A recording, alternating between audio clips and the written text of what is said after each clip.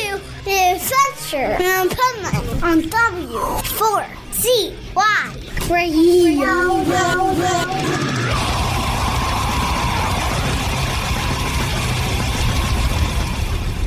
Wake up, America!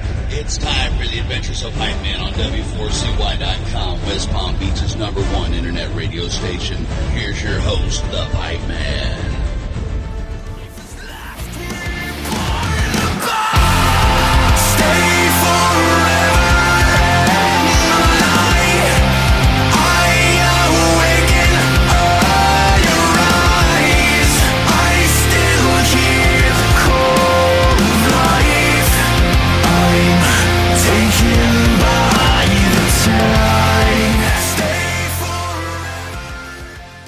This is Pipeman here on the Adventures of Pipeman W4CY Radio, and I'm here with Jasen from Breaking Benjamin. Nice. And one of the most hardest working musicians, because you're from Breaking Ben, you're here at Aftershock, but you do so many other different things. I do, yeah. I stay busy. I try to. I'm fortunate to stay busy, you know, working with other bands, writing with other bands, that kind of stuff. So music's been the only thing I've ever done. Yeah. I've been lucky enough to do it professionally for 20 years, and here we are. That's pretty cool. What is it like when you change hats? Like, do you go into different zones?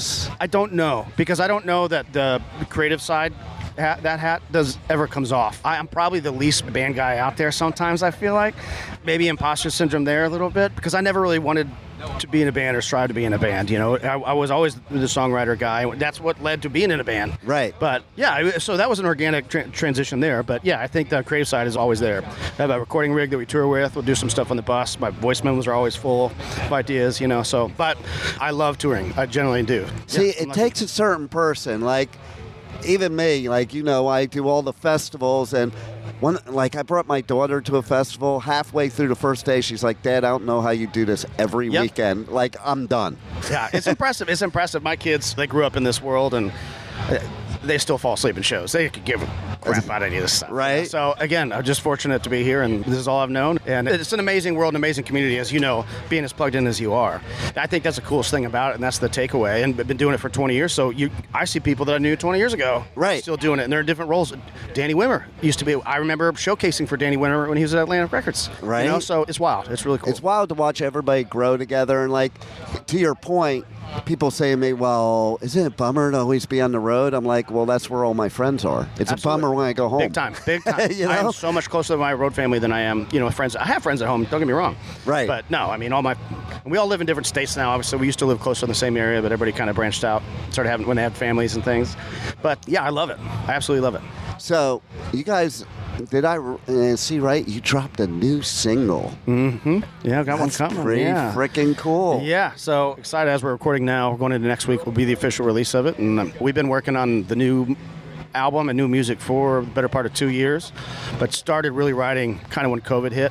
But yeah, I mean, we've written huge batches of songs and gotten rid of some of those songs. We've written more batches of songs, gotten rid of some of those, and been able to whittle it down and try and focus the sound in a way that we wanted that for us was interesting and new and fresh, but still true to being Breaking Benjamin.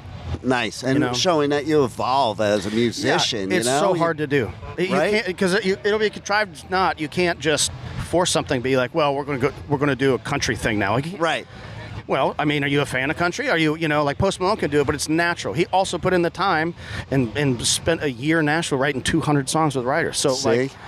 That's what people don't know. That's what they don't know. And so, not that we're taking a pivot like that. It's not a country album, but it's still a rock album. But I think it's that kind of thing where you really have to kind of explore the edges of how far you're willing to go over some of those and then come back and kind of create a new space for yourself. Otherwise, it's really easy to get pigeonholed into just writing the same thing over and over. And do you think the COVID lockdown, I always say, because if you're going to take one positive out of it, it allowed people like you, songwriters, musicians, to get off the hamster wheel and get creative again. Yeah, big time. Yeah, and obviously we were doing it remotely. You know, everything was kind of satellite, and on FaceTime every day and that sort of stuff. Yeah, I remember from the studios in early 2000 still doing, real tape machines and not having computers to record to where you could edit. Like, I think that same transition into, like, the digital domain, COVID kind of did that from a creative process to bands, too.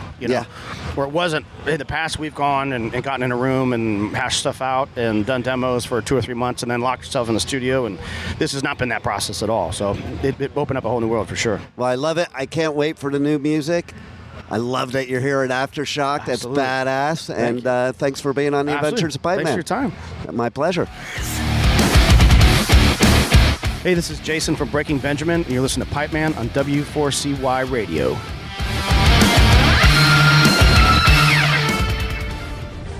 Thank you for listening to the Adventures of Pipeman on W4CY Radio.